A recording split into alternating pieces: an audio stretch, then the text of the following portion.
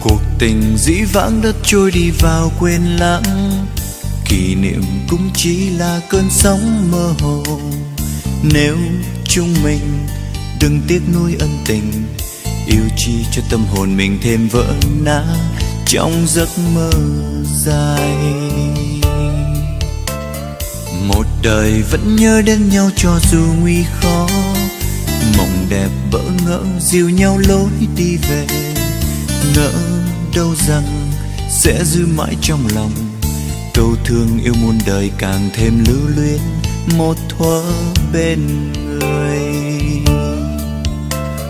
Cuộc tình dĩ vãng đã trôi đi vào quên lãng, kỷ niệm